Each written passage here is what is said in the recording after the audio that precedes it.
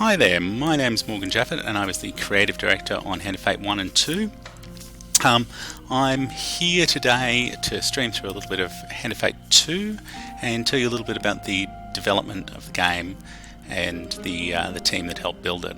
Now, Hand of Fate 1 was released in 2014, Hand of Fate 2 was released pretty much 3 years ago in 2017, and for the year after development we worked on post-release content, free updates and paid DLC, of which there's quite a lot, and then we spent a year working with the team on a new project, a game called A World in My Attic, which you can go take a look at a preview of on YouTube. Sadly, that game never came to be, and since then the team has been disbanded. So over the course of playing a bit of Hand of Fate 2, I wanted to give you a bit of an update on where a lot of those people are now and the contributions that they made to Hand of Fate 2, because it was put together by a quite amazing team of people here in Brisbane, Australia, who've now gone to various places, both local studios and big international studios in other locations. So I'm going to start a new game of Hand of Fate 2 here, and I'll start by telling you a little bit about the story of how kind of the Hand of Fate series came to be. Your memories are fading even now, gone to form the soul of the game we play. These pieces are new, as are the stakes. Life, death, and vengeance. We must ride, for time is short, and you have much to learn. Make your first choice, and let us set these wheels in motion once more. So that's the dealer speaking, who's voiced by the wonderful Anthony Scordy. And Anthony's gone on prior to Hand of Fate. He'd done a bunch of voice work and a bunch of traditional film work. He's a very talented actor, and he was actually brought to our attention by the voice director for both Hand of Fate 1 and Hand of Fate 2, Mario Lavin. And Mario's done a bunch of great work with a bunch of great studios, and I believe is currently setting up a new studio, working on a new game himself at the moment. And he's not only a great engineer, but he's just a very, very sympathetic voice director. He did all the voice direction for Anthony and really helped bring the dealer character to life. The artwork you hear is by Jesse Gillespie, who's the fabulous 2D artist for both Hand of Fate 1 and 2, and he has really captured the woodcut imagery that we asked for him. These cards represent your history and our game. We know where they end, for you are here. Therefore, these cards must guide you to my side. Let us see what the journey holds. The fool steps into nothingness, because they know no better. In the same way, you must step into the void. You are a blank slate, and together we will write your history.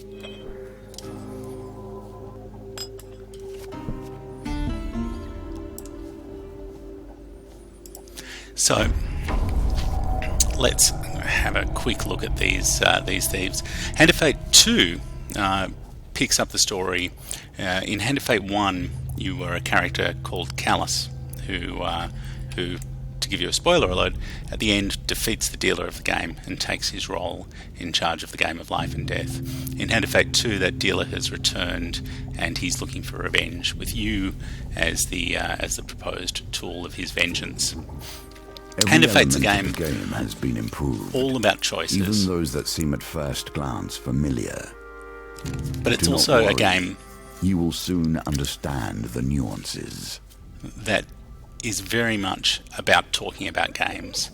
That's really the job of the dealer through Hand of Fate. And that's something that was enhanced by the encounters and the missions that were written by all of our incredible design team.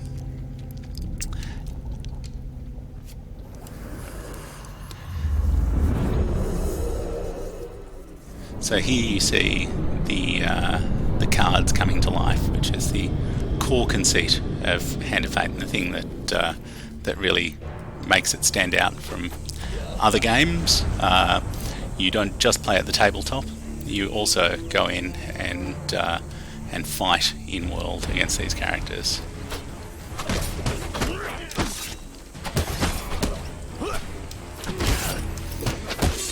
Here's where you see that I'm rusty after 2 years of not playing.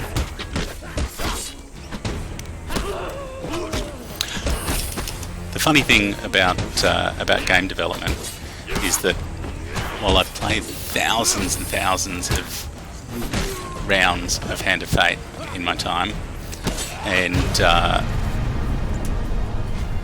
I've completed it multiple times since it's been launched, almost all the times that I've played it in public have been pre-release versions of the game for either press or at PAXs or GDCs or similar trade shows. So it's a slightly different experience for me to be going back over what was done over the course of that the finished title. Here we have a goblin encounter. The goblins of Hand of Fate were really brought to life by a character called Mr. Lionel in Hand of Fate 1, who was the creation of Anna Zhu. Anna was a great designer and great writer for us, and has gone on to work for other big studios, including Aurora 44 in New Zealand. This card has a token. Can you find it? Tokens are ways of offering rewards for cards and encouragement to use those cards in a deck building now than session. meeting the mage who started this all, or at least started it all for you. And those tokens were really the creation of one of our designers, Courtney Pacheski. Courtney is a fabulous designer who goes way back. He's been working in Brisbane game development for much longer than I've been in game development, so over 20 years. And he's worked with some of the other members of the team here for a long and involved time. Most notably on Destroy All Humans. A bunch of the core team here helped to build Destroy All Humans 1 and 2 at Pandemic Studios Australia.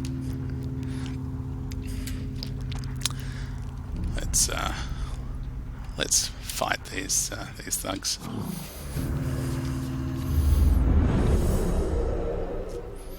Cade Franklin was the lead designer on Hand of Fate 2. He joined our team after Hand of Fate 1, and he and Liam Hill really helped to ensure that the combat system had a whole bunch more options and a much more involved rock paper scissors to it than Hand of Fate 1.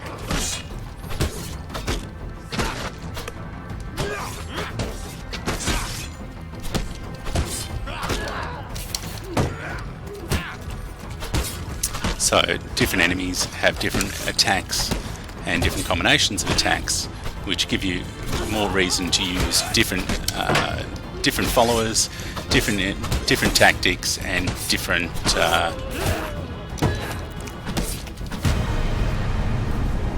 companions. We haven't met our first companion yet. All of the sound and music was composed by Jeff Van Dyck. Jeff is an amazing Brisbane-based composer who seems to have worked on almost every game that's come out of Queensland. It's worth mentioning that the concept art, which was done by Nick Smith went on to make a game called Forts, which is an excellent game in its own right, which is a sort of fort building Pontifex style game that you can play in multiplayer.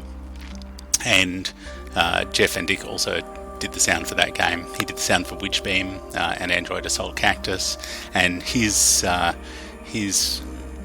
he comes from a background of having done many games, including the Total War series, when that was done by Sega Australia, and he's a great composer who really brought a lot to the table, including the use of traditional instruments, fully voiced tracks. We really, it was amazing what he did for us. So.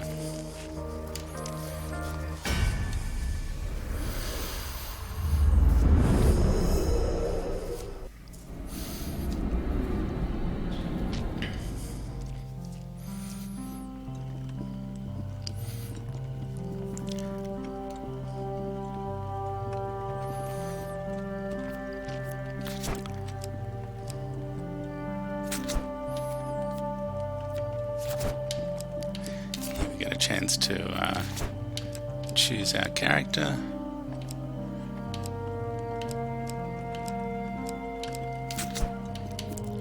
That will do nicely.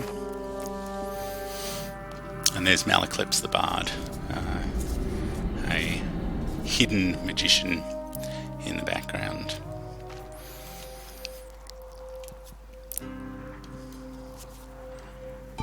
So now we're trying to raise gold and go meet Smaller Venus. pieces of our fates shattered into fragments. Collect enough, and your reward will come in time.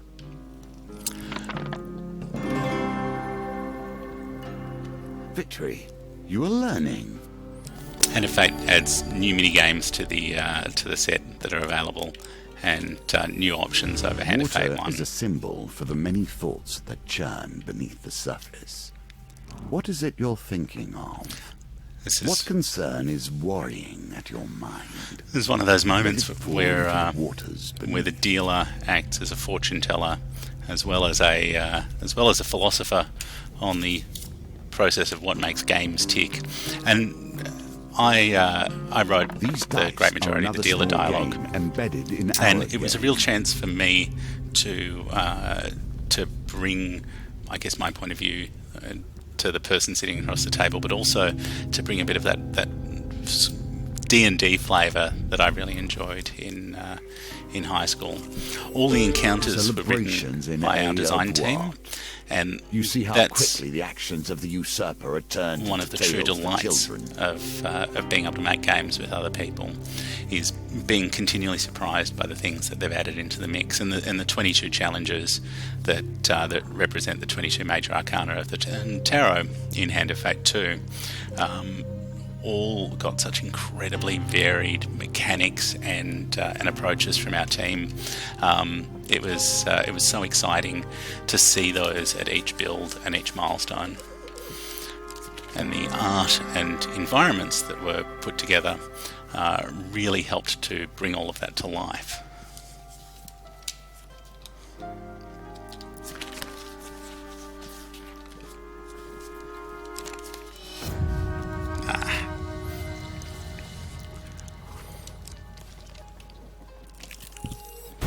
Here we come to the end of the beginning, running errands for mages.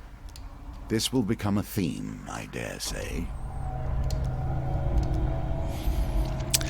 The irony of that, of course, is that running errands for mages is what the dealer's talking about, because the dealer is himself a mage, and he's hoping that you'll run the errands on his behalf.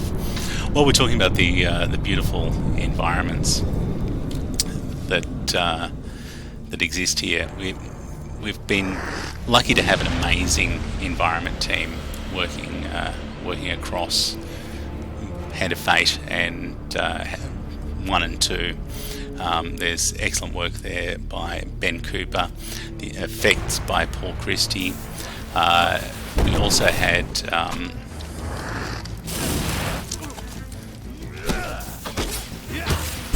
John Eyre, who came in and helped, especially the great majority of the work that you see in the DLC is John Eyre's work.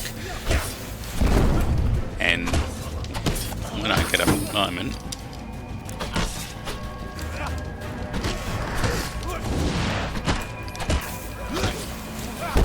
I'll tell you a little bit about what John's up to now.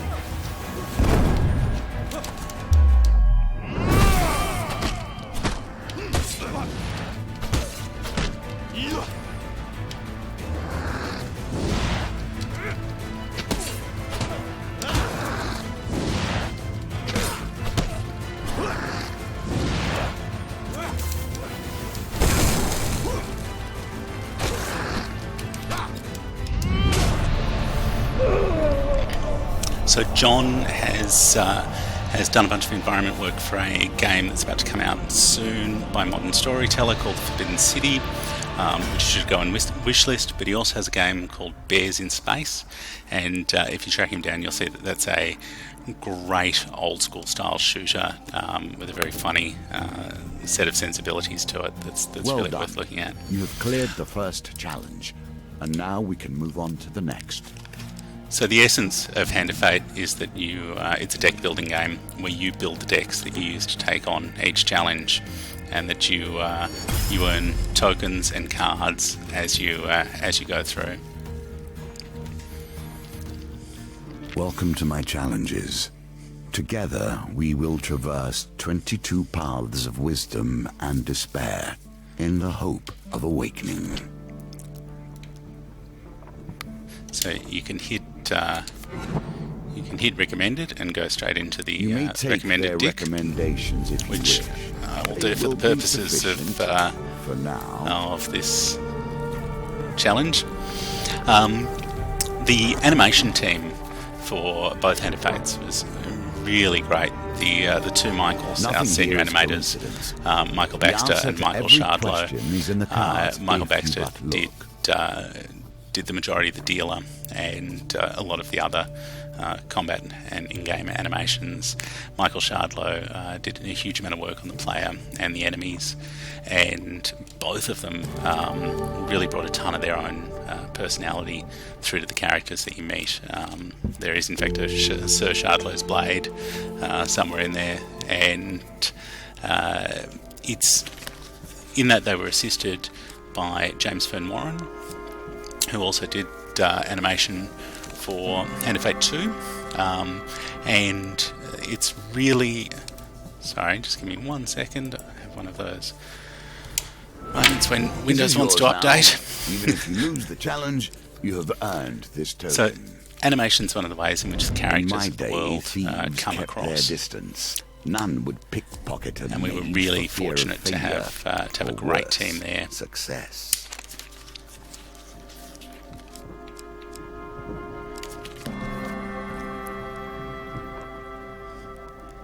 The character art, including the main characters and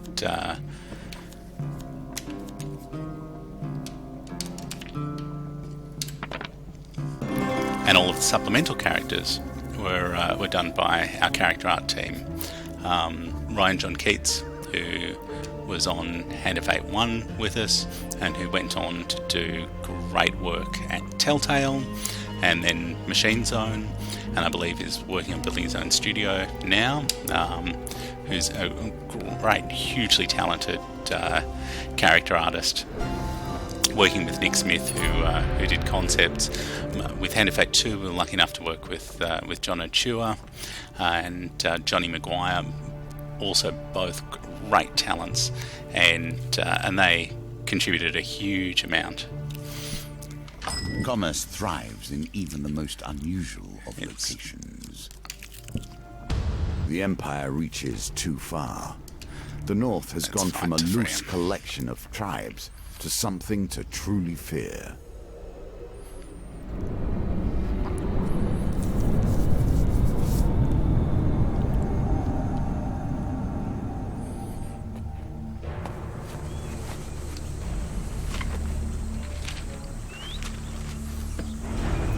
It's our first moment with Malaclips as a companion, so he'll help you out. I'll get a song out of this.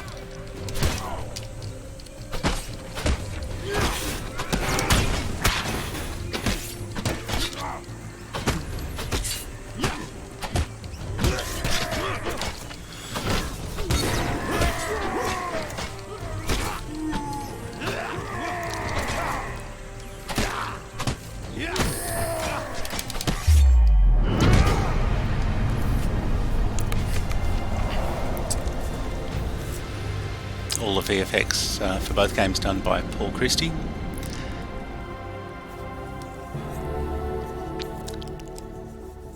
Huge amount of the UI and 3D art was modelled by Emma Kosh. Emma, I believe, is currently working with the team who built Falcon Age on new titles, and they're an exciting team. So I'm really keen to see what they come up with and what a shield in more ways than and one. what they do. It's one of the nice things about Hand of Fate 2 was it was a real chance to see people on Hand of Fate 1 bring just an incredible amount to the table, because they come up with all of these ideas through the development of Hand of Fate 1. And the truth of Hand of Fate 1 is that while we were making it, we weren't quite sure exactly what we were building until it was finished, and then we got a look at what the game was and what it was going to be like. With Hand of Fate 2, the people who'd worked on Hand of Fate 1 really got a chance to pull out all the stops, but we also got to see a whole bunch of fresh new perspectives. A bunch of new people helped us out on Hand of Fate 2, and that was exciting as well, seeing the new voices both in design but also in programming, in art, seeing what different people brought to the table. Lee May is one of the unsung champions of the Hand of Fate 2 design. He was hired to help us with comms, but ended up doing a bunch of design, and most importantly, he was the one who brought all of the encounters of Hand of Fate into one common voice. So he did all of the editing to pull everything together, written by our disparate design team, and helping make sure that all settled in to the same voice. It'd be impossible for me to talk about Hand of Fate 1 or 2 without talking about the QA process and the assistance we got on that from Megan Summers and Lex Cook. I think QA is often overlooked in terms of the importance that it brings and the substance of it as a development role. And we were lucky to know Megan from previous work at Pandemic, where she'd done excellent work in QA, and she, with Anthony Wood, who was one of the programmers who worked with us, also did great work with their own studio, releasing a game called Damsel. So we were incredibly lucky that they could help us out. And it is remarkable the difference it made, having somebody playing the game every day, tracking down bugs, regressing bugs, reporting stuff in, and really keeping on top of the status of the game and the status of every update. Made a massive difference.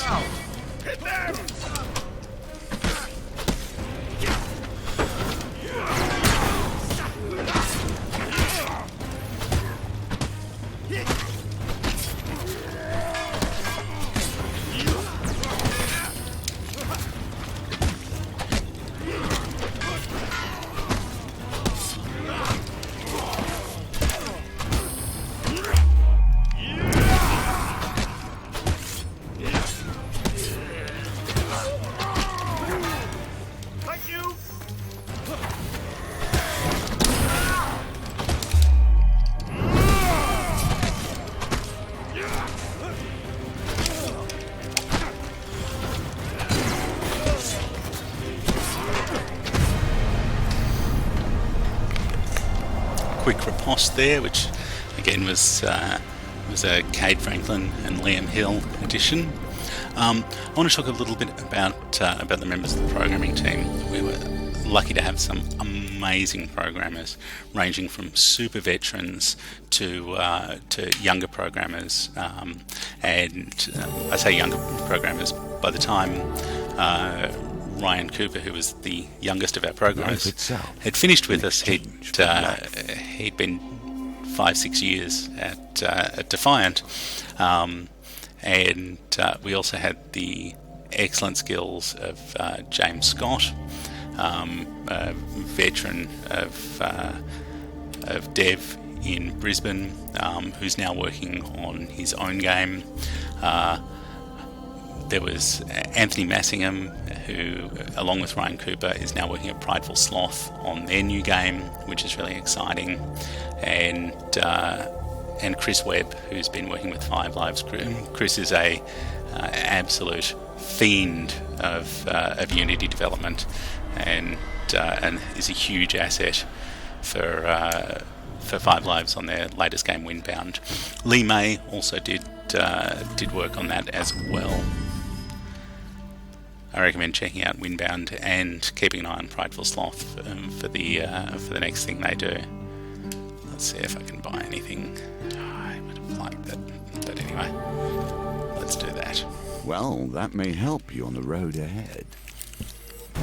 Now your chance presents itself. At last, stand in the defense of the peasantry. What noble traits you display already.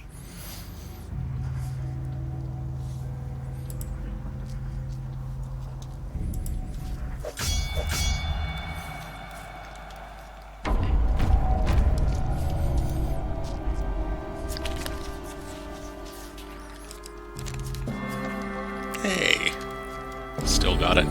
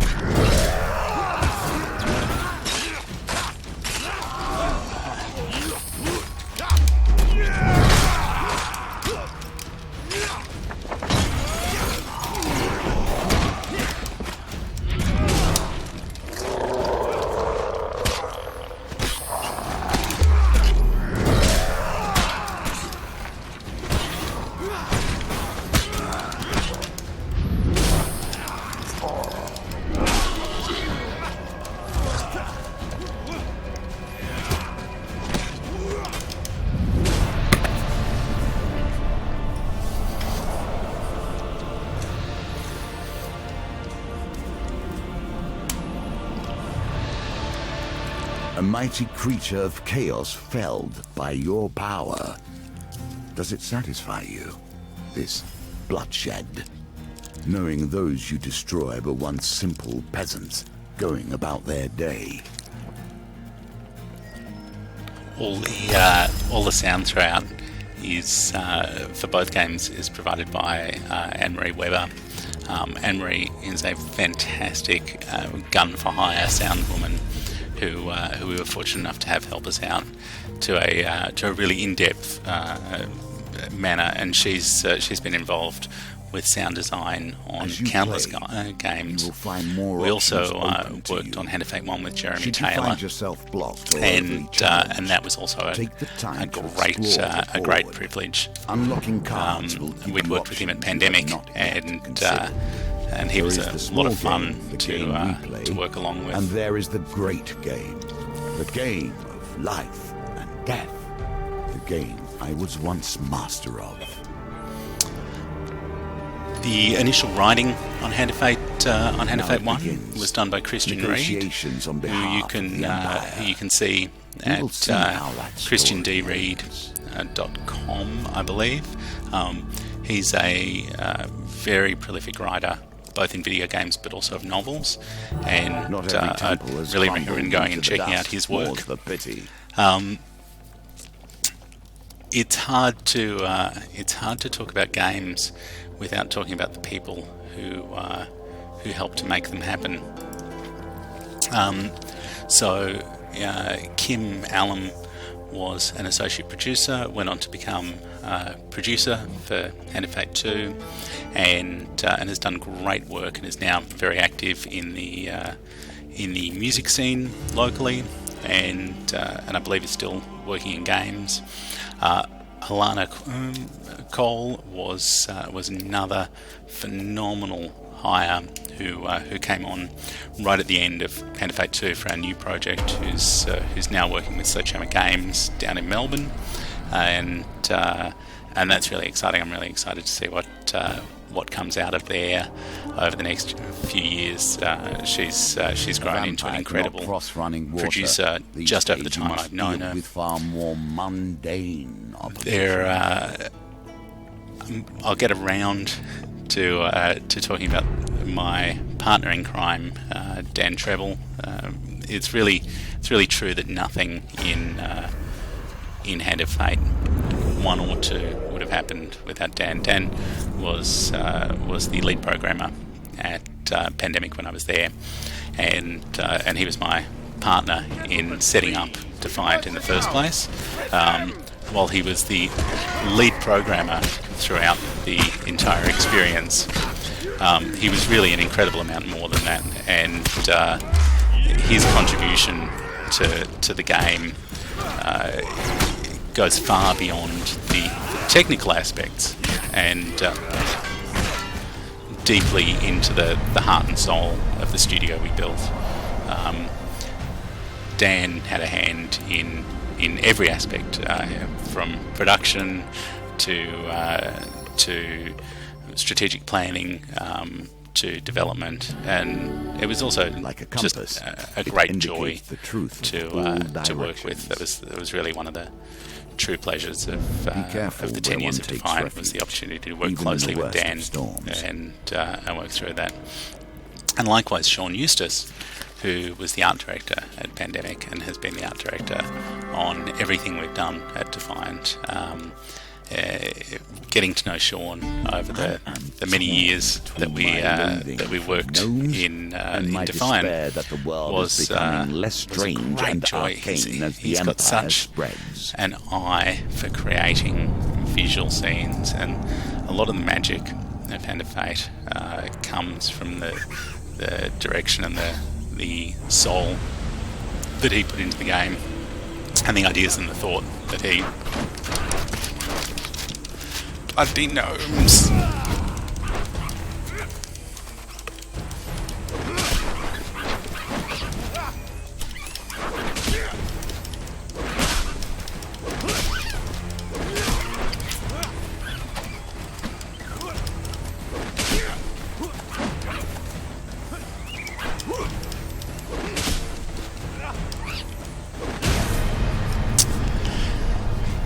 Good show.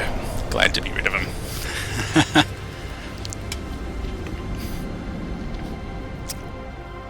Again, that was one of the real joys of Hand of Fate 2, was taking some of the things we'd built on over the course of Hand of Fate 1 and adding a whole bunch more variety and a whole bunch of new encounters and a whole bunch of new encounter types and opportunities. The mountain itself pushes you back. Witches I will tolerate. They have at least stepped into the streams of power that magicians call home. The dealer is as judgmental about everybody who's not a magician as I am about the people in game development who don't do the game developing. There's an enormous amount of people who accrete around the games business and bugger and profit off the creative works of the people who actually develop the games. And that's never been something I've enjoyed. And you see a little bit of that attitude come across in the scorn and single-mindedness that the dealer has. I've always said that I'm on any sort of conversation, I'm on the side of the argument that benefits developers, whatever that might be.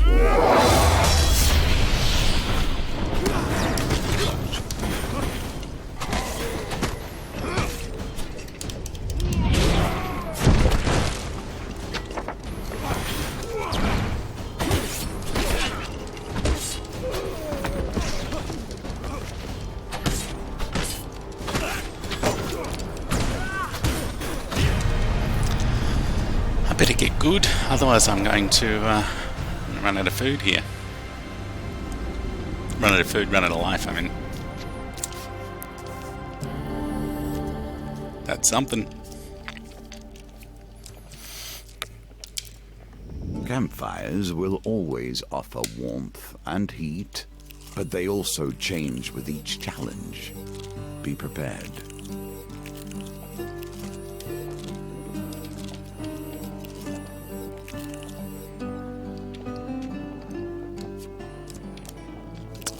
Eat some food at the camp there to help me get through the long night.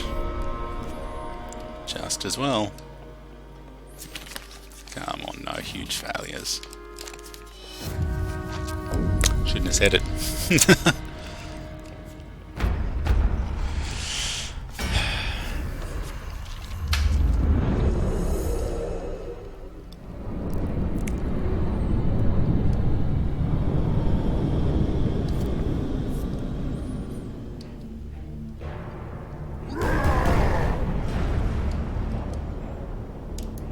By sea and sun, fate and fame!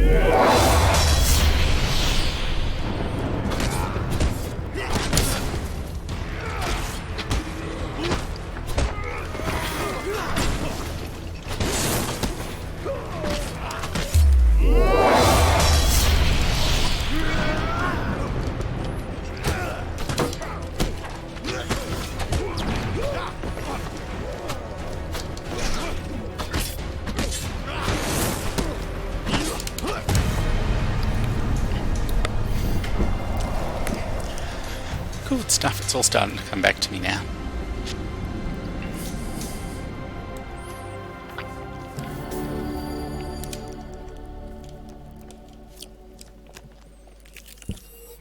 A lesson in caution awaits us all. Nature, truly wild nature, will not tolerate fury in its domain, unless it is its own.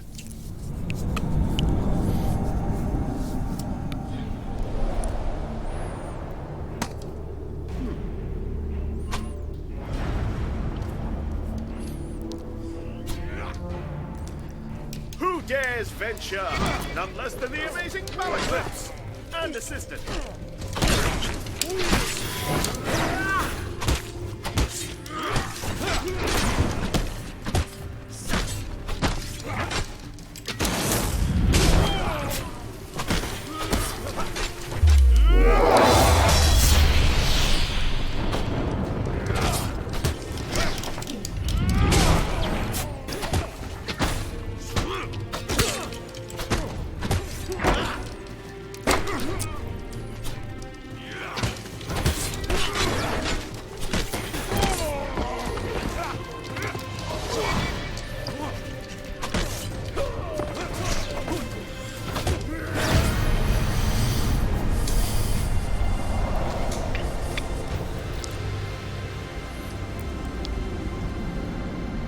We also got a huge amount of support from our Kickstarter backers on the first Hand of Fate, some of whom contributed encounters or themes for the game, from my very good friend Dave Goldfarb, who also contributed an encounter and a lot of advice along the way.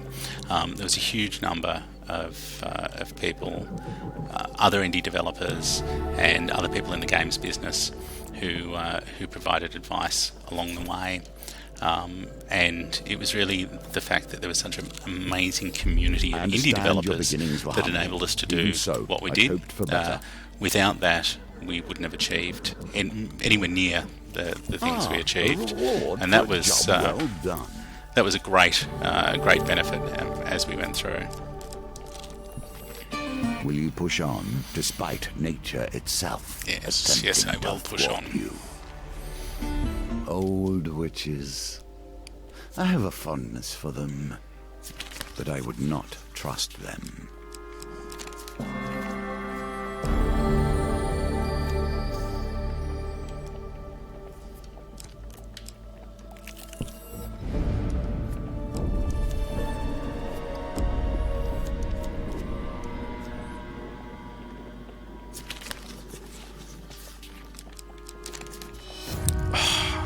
That 100%. I'm gonna stop picking the third one in. Not that that is universal, but boy.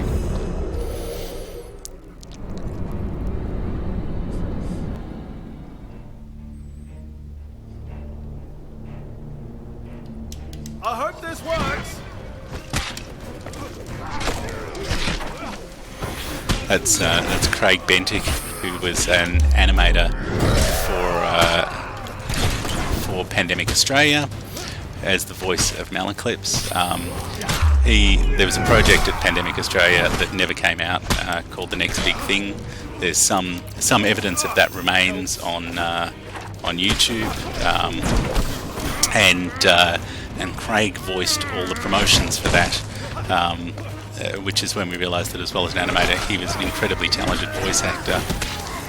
So he's providing Malaclips there.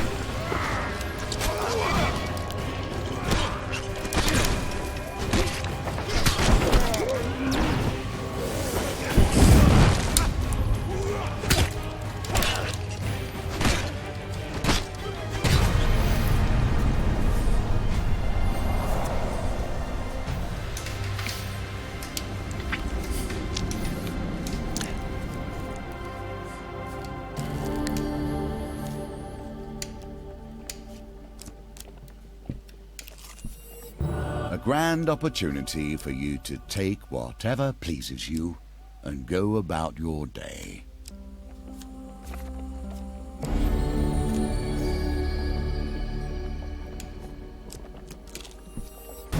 Now the confrontation.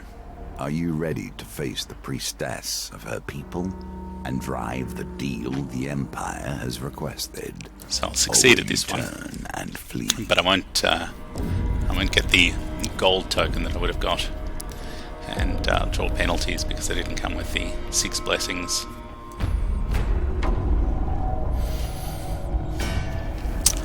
That tip that comes up to say that you can change equipment in the inventory is better interpreted as you should be changing equipment in the inventory, but I did not. So there you go.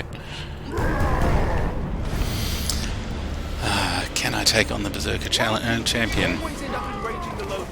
You should let me talk.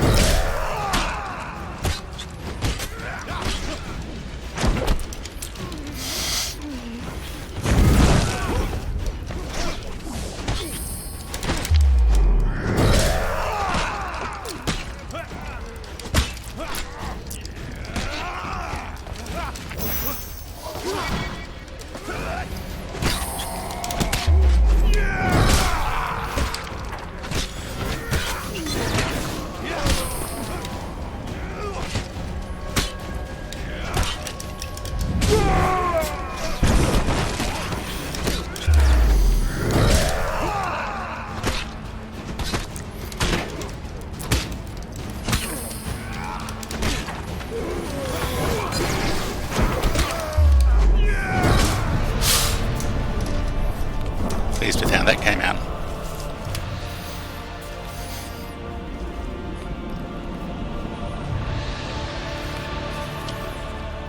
So there we are with the High Priestess completed.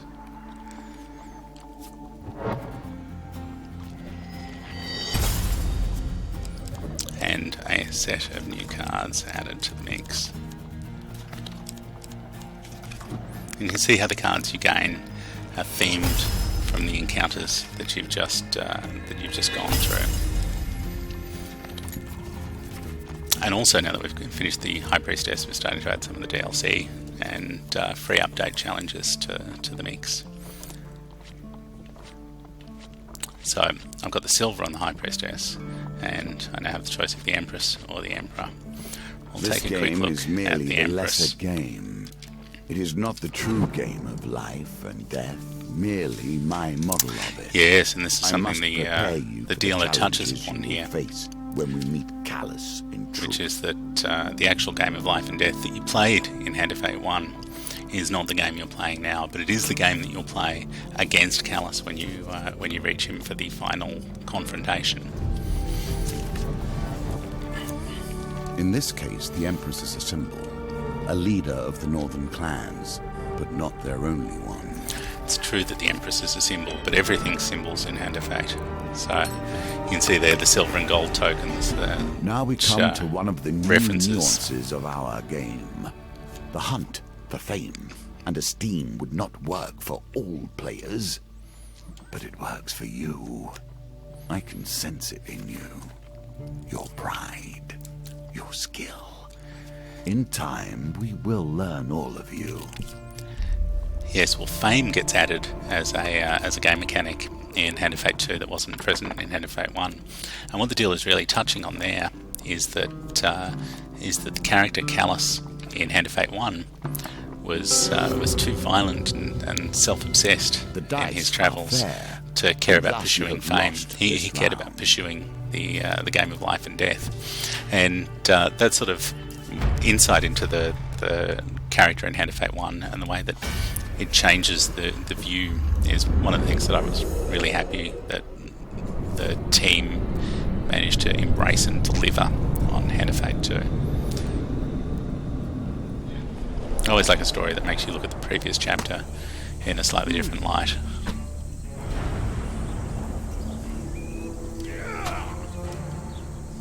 You have to stop helping people. It always ends up like this.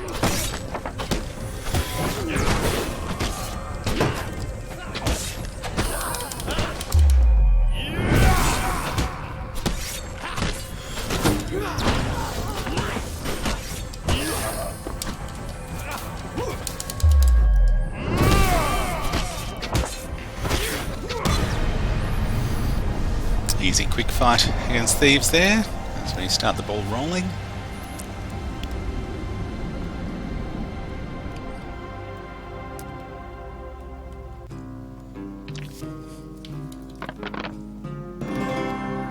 Perfect.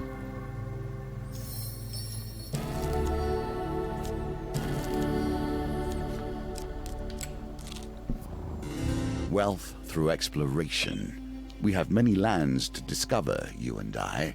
If you cannot make use of this, I will question your skills. It's true, the cartographer is a card that can be used to Let us great see what the effect next town holds. in many of the later levels of Hand of Fate 2. Do not take lightly the mantle of fame. Being a figurehead is not without consequences.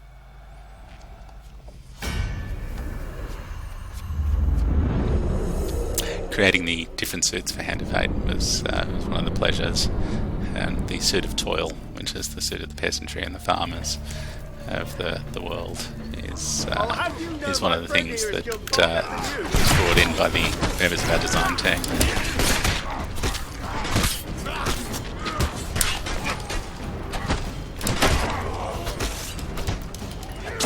By sea and sun, fate and Bane!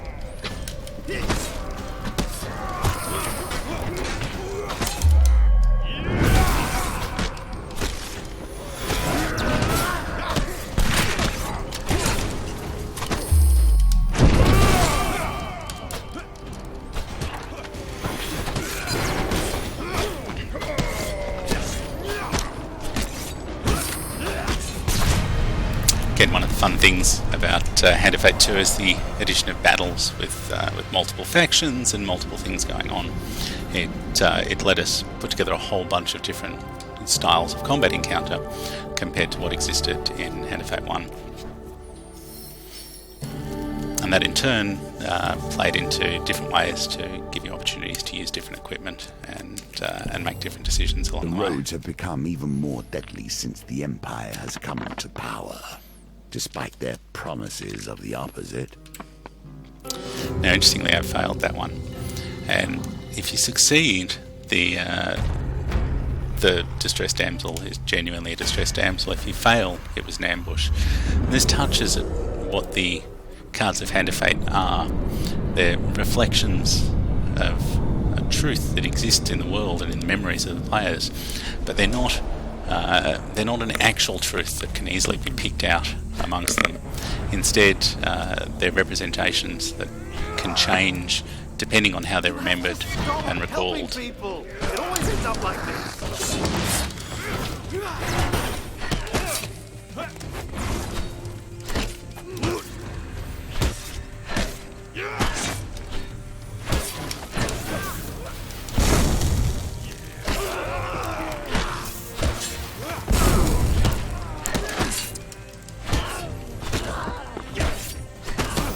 That helps.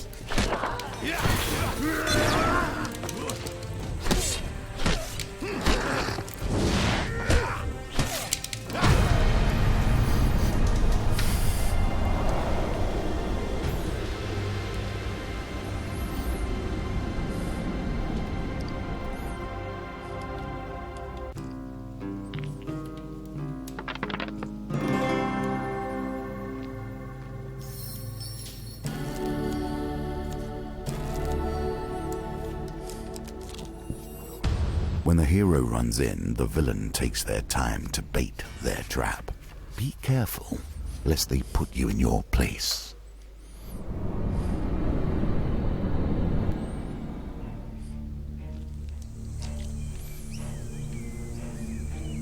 I hope this works.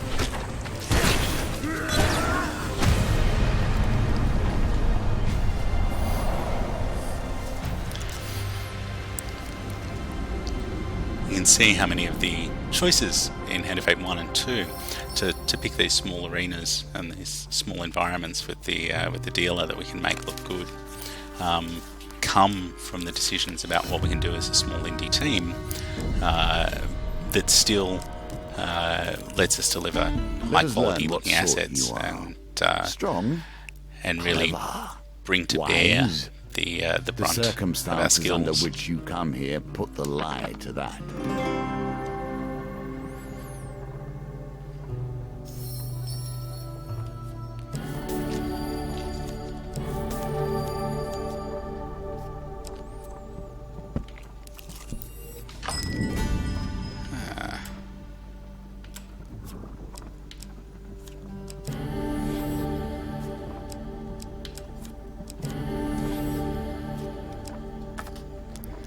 Healing's the best thing I can do there.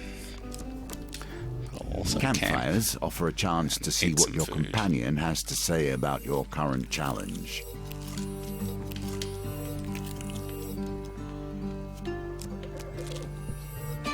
Your companions will offer you tips if you're ever stuck in a challenge. It's worth talking to the companion and seeing what they have to offer in terms of advice and insight. Actions, of course, have consequences.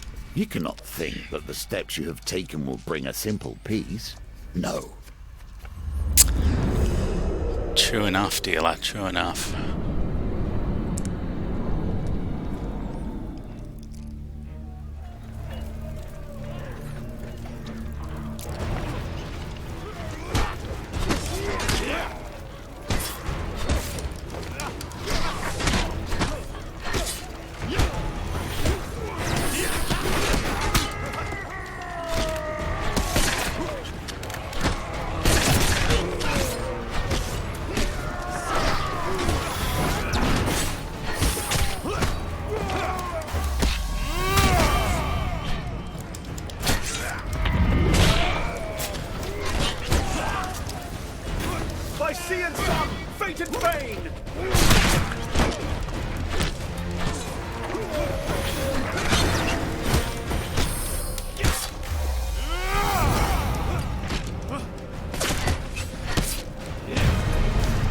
have saved that big hit for the last guy.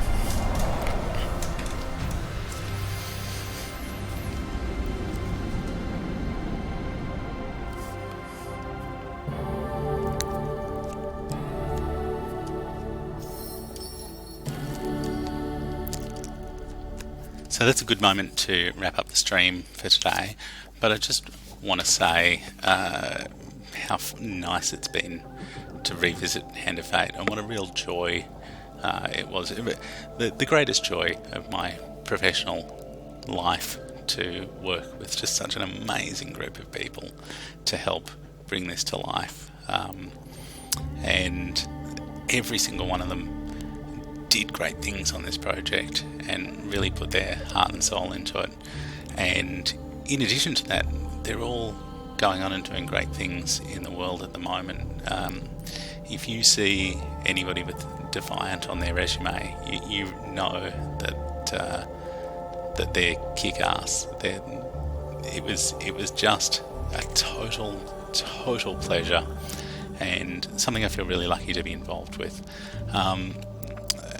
With that said, I encourage you to check out all of their current work. And we have things to do. Hush you. And thanks so much for tuning into this stream. As a final note, I just would say to you, if you ever have the chance to do creative work with a great team of people, whether it's as a band, making a game, working on a book, working on a play, working on a film, whatever it is, leap at the chance and count your blessings in that moment. Thanks very much for being part of this, and good night.